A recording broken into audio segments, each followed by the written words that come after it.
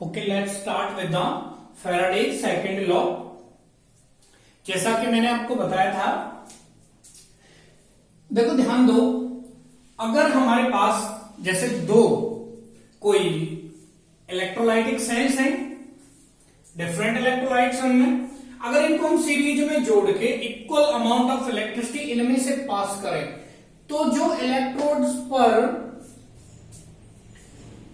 Substance का मास deposit होगा वो उसके इक्विवेलेंट वेट के बराबर होगा। ये कहता है Faraday second law. Let's see, when same quantity of electricity is passed through the solutions of different electrolytes, different electrolytes के सॉल्यूशन है, उनमें से सेम क्वांटिटी ऑफ इलेक्ट्रिसिटी हम पास कर रहे हैं। एक कंडीशन और है, कनेक्टेड इन सीरीज, और वो कैसे कनेक्टेड है? सीरीज में।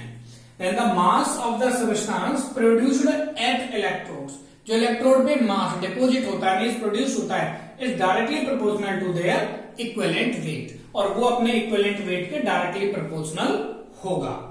एग्जाम्पल, एक AgNO3 silver nitrate and copper sulphate के सॉल्यूशन है जिनको हमने किसमें? सीरीज में कनेक्ट किया हुआ है। ये रहा आपका सिल्वर नाइट्रेट का सॉल्यूशन, ये कॉपर सल्फेट का सॉल्यूशन, इनको सीरीज में कनेक्ट किया और हम सेम क्वांटिटी ऑफ इलेक्ट्रिसिटी इसके अंदर पास कर रहे हैं। देन फैराडे के लॉ के according mass of silver deposited upon mass of copper deposited, ये इक्वल टू, ये किसके डायरेक्टली प्रोपोर्शनल होगा? ये अपने इक्विवेलेंट वेट के, equivalent weight of silver upon कर दो इक्विवेलेंट वेट ऑफ कॉपर। बहुत सिंपल है। पहले मैंने फैराडे का फर्स्ट लॉ कराया, ये फैराडे का सेकंड लॉ है। अब हम क्वांटिटेटिव एस्पेक्ट्स ऑफ इलेक्ट्रोलिसिस देखते हैं। जैसे देखो, इलेक्ट्रोलिसिस हम करते हैं NaCl की, NaCl टूट जाता है Na positive and Cl negative. अब ये जो सोडियम कैटाइन है ये कहां जाता है? ये कैथोड पर जाता है और कैथोड पर जाकर न्यूट्रल होता है। ये कहां जाता है? क्लोरीन एनोड पे जाता है, एनोड पे जाके न्यूट्रल होता है। इसके बारे में कुछ इंफॉर्मेशन लेते हैं हम। देखो, सोडियम गया कैथोड पे, वहां ये न्यूट्रल कैसे होगा? एक इलेक्ट्रॉन इसने लिया और न्यूट्रल हो गया। इसका मतलब ये जो इलेक्ट्रोड रिएक्शन हुई है इसमें कितना इलेक्ट्रॉन ट्रांसफर हुआ है, कितने इलेक्ट्रॉन्स का रोल है इसमें? 1 इलेक्ट्रॉन। तो इसका मतलब 1 इलेक्ट्रॉन प्रोड्यूस 1 सोडियम एटम। एक इलेक्ट्रॉन ये रहा, और एक इलेक्ट्रॉन के ट्रांसफर पे एक सोडियम एटम हमको मिल गया। इसका मतलब मैं इसको भी ऐसे भी लिख सकता हूं। अभी मैंने एक एक एटम के और एक इलेक्ट्रॉन की बात की है। अगर मुझे 1 मोल सोडियम चाहिएगा तो इलेक्ट्रॉन भी कितने चाहिएंगे?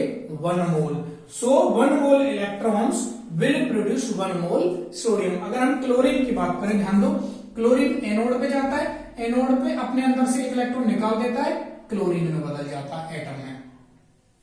और जब ये तो प्राइमरी चेंज हो गया, सेकेंडरी चेंज क्या होता है? 2 क्लोरीन के एटम होते हैं और वो फिर Cl2, एक क्लोरीन का मॉलिक्यूल बना लेते हैं और 2 इलेक्ट्रॉन से निकल जाते हैं। इसका मतलब तो 1 मोल Cl2 के लिए तो कितने मोल इलेक्ट्रॉन चाहिए? 2। कितने चाहिए? 2। सो 2 moles of electron produce 1 mole chlorine. अब एल्यूमिनियम पे कितना चार्ज होता है? 3 पॉजिटिव। तो हमें ये ध्यान रखना है, तो यहां पर नंबर ऑफ इलेक्ट्रॉन जो involve in the electrode reaction वो कितने होने वाले? 3। तो ध्यान रखना, 1 मोल एल्यूमिनियम के लिए कितने मोल्स ऑफ इलेक्ट्रॉन चाहिए? हमें 3 मोल्स ऑफ इलेक्ट्रॉन चाहिए। अब थोड़ा इनका एक चार्ज का वो देख लेते हैं। Charge on 1 mole of electron, 1 mole electron, 1 मोल का मतलब क्या होता है? एवोगैड्रो नंबर, ये रहा 6.022 into 10 to the power 23। एक इलेक्ट्रॉन पर जितना चार्ज होगा, और हमें पता लगा ना 1 मोल पे कितना होगा, एक पे जितना चार्ज होता है उसको एवोगैड्रो नंबर से मल्टीप्लाई कर दो। 1 इलेक्ट्रॉन पे कितना होता है? 1.6 into 10 to the power -19 Coulomb's. तो इसको मल्टीप्लाई कर दो। सॉरी, मैंने यहाँ पे प्लस का मार्क कर रखा है, इसको हमें मल्टीप्लाई करना है, मल्टीप्लाई कर दिया। तो ये जो वैल्यू है वो कितनी आती है? 5487, जिसे हम ऑलमोस्ट इक्वल कर लेते हैं 5500, इसको राउंड ऑफ करके। और इस वैल्यू को हम बोलते हैं 1 फैराडे। इसको हम क्या बोलते हैं? 1 फेराडे बोलते हैं। इफ, ध्यान देना इस बात पे, if n electrons are involved in the electrode reaction, किसी इलेक्ट्रोड रिएक्शन में, जैसे यहाँ एक है तो हमने n मान लिया, n electrons are involved in the electrode reaction, then the passage of n Faraday, तो n Faraday electricity, then the passage of n Faraday electricity will produce 1 mole substance। कितना प्रोड्यूस करेगी? 1 मोल सबस्टांस। इसका मैं directly, अगर आपको confusion है कि इसका रोल कहां है, तो आपको ना किसी भी ऑक्सीडेशन, अभी हम एग्जांपल लेंगे, या रिडक्शन रिएक्शन में, इलेक्ट्रो रिएक्शन में आपको क्वांटिटी ऑफ इलेक्ट्रिसिटी पूछी जाएगी कि इसको इसमें कन्वर्ट करने के लिए, इस जो ऑक्सीडेशन या रिडक्शन करने के लिए कितनी क्वांटिटी ऑफ इलेक्ट्रिसिटी चाहिए, तो आप रूल लगाओगे NF कि हमें n फेराडे चाहिए, ठीक है ना, NF। और हम फिर इलेक्ट्रोड रिएक्शन लिखने के बाद पता लगाएंगे कि उसके अंदर कितने इलेक्ट्रॉन्स इन्वॉल्व होते हैं, और F की वैल्यू आपको पता ही है, Fn तो नंबर ऑफ इलेक्ट्रॉन्स है जो इन्वॉल्व होते हैं, n इलेक्ट्रोड रिएक्शन, और F की वैल्यू 1 फेराडे 6500 कूलम, आपको ये फिक्स वैल्यू है, ध्यान रखना। अभी हम इससे रिलेटेड एक आध दो न्यूमेरिकल देखते हैं कि इसका कैसे यूज होता है। ध्यान देना, जो मैंने करवाया उसके बेस पर कुछ क्वेश्चंस करवा रहा हूं आपको। पहला है, how much charge is required in following oxidation and reduction process. इनमें कितना चार्ज चाहिएगा, ध्यान देना, एक ही बार में समझ में आना चाहिए। मैं पहले को उठा रहा हूं, पहले हमें इसको करना है, ये Al मीन्स एल्यूमिनियम 3 पॉजिटिव से हमें एल्यूमिनियम में लाना है, मीन्स पॉजिटिव में ऑक्सीडेशन स्टेट है, यहां पर 0 आ गई, ये क्या है, रिडक्शन। इसके लिए कितना हमें चार्ज चाहिएगा। अब आप मुझे सिर्फ ये सोचो, अब बताओगे तो क्या आप वीडियो के थ्रू ये सोचो, एल्यूमिनियम 3 पॉजिटिव से एल्यूमिनियम कैसे हो सकता है जिस पर पॉजिटिव चार्ज है, पॉजिटिव चार्ज इसने इलेक्ट्रॉन देकर एक्वायर किया था, तो ये खत्म कैसे होगा, लेकर, तो ये 3 इलेक्ट्रॉन ले लेगा। कितने इलेक्ट्रॉन लेगा, 3 इलेक्ट्रॉन। तो यहां पर इस वाली प्रोसेस में कितने इलेक्ट्रॉन इन्वॉल्व हुए, ट्रांसफर हुए, n कितने हुए, 3। तो जो चार्ज चाहिए रिक्वायर्ड, मैंने फॉर्मूला बताया NF, क्या बताया, NF। यहां पर n की वैल्यू क्या है, 3, फेराडे की वैल्यू 6500, तो कितनी वैल्यू हो गई, 3 0 0 0 3 5 15 1 6 18 1 19, ये हो गया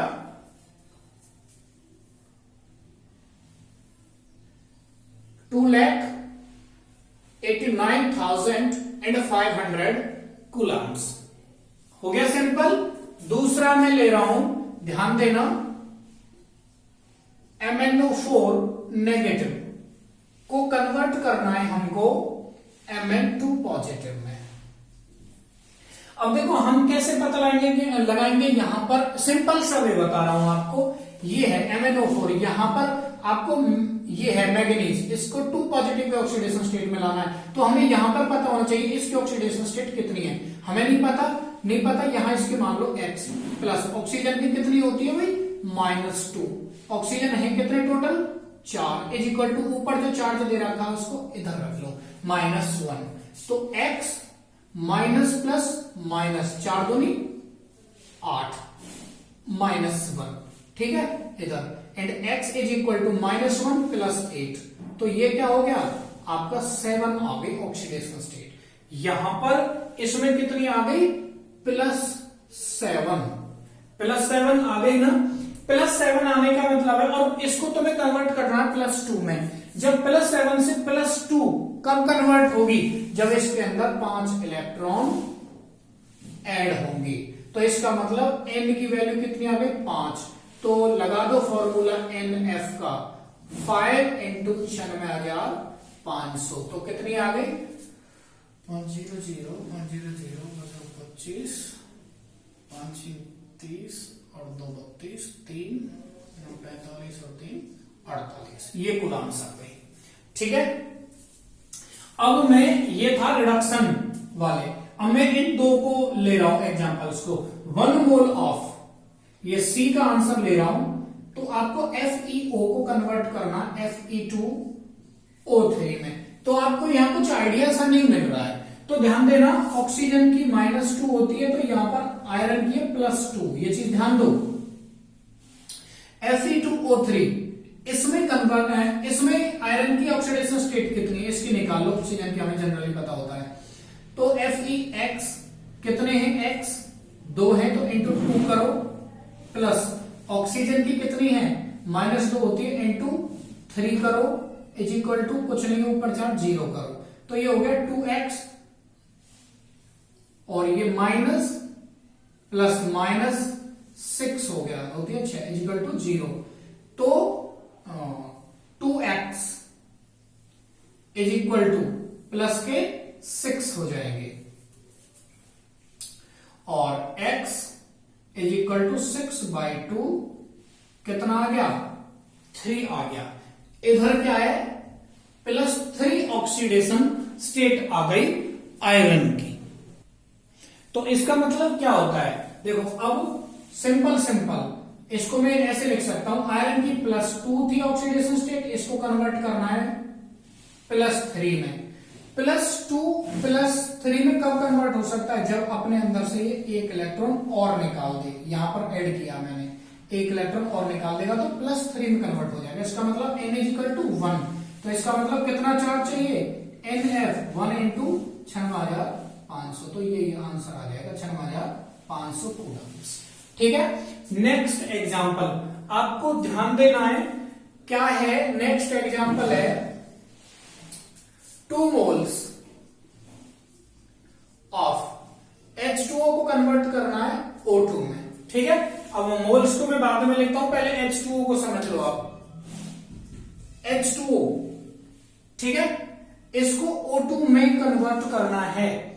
यहां पर H2O में करने का मतलब तो ये हो गया भाई आपका, ये तो H2 हो जाएगा प्लस हाफ O2 हो जाएगा, ये हाफ O2 हो गया ना।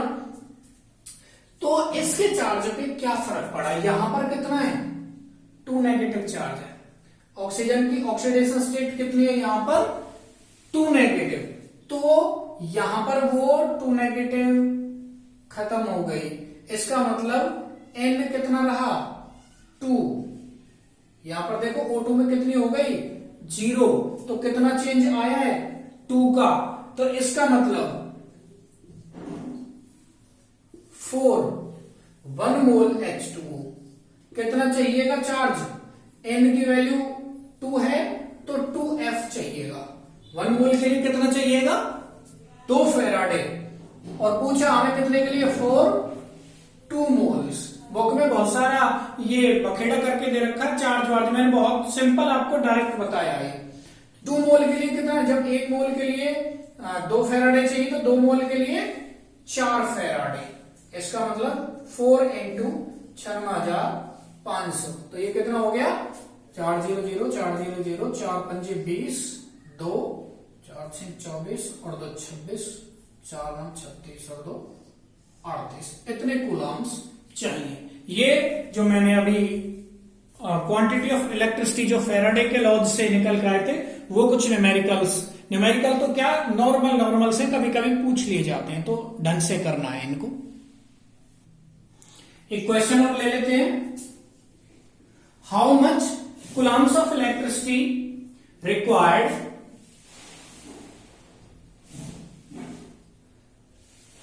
For to complete oxidation of 90 gram of water. तो हम इस टाइप से अगर हमें आपको मास दे दिया जाए 90 ग्राम ऑफ वाटर, तो हमें तो नंबर ऑफ मोल्स से बनाने की प्रैक्टिस है, तो क्या करेंगे पहले इसके नंबर ऑफ मोल्स बना लेंगे। अब जो नंबर ऑफ मोल्स कैसे बनते हैं, मास अपॉन मोलर मास, तो मास 90 ग्राम दे रखा है, मोलर मास वाटर का कितना होता है भाई 1 हाइड्रोजन का इंटू 2 प्लस ऑक्सीजन का 16, तो ये हो गया 18 हो गया, तो ये आ गए 5 मोल। अब हम वही रिएक्शन लिखेंगे ये वाली। भाई 1 मोल के लिए हमें कितने, इसी रिएक्शन में से उठा लेता हूं ये चीज, 1 मोल कितने चाहिए होते हैं, 2 फेराडे। 5 मोल्स, इसके लिए कितने चाहिए, 5 इंटू 2f, 10 फेराडे। तो 10 इंटू 96,500 कूलम। ऐसे हम निकाल देंगे इसको। अब एक आध न्यूमेरिकल और है, उनको मैं नेक्स्ट वीडियो में करवाऊंगा और नेक्स्ट कंसेप्ट करेंगे फिर।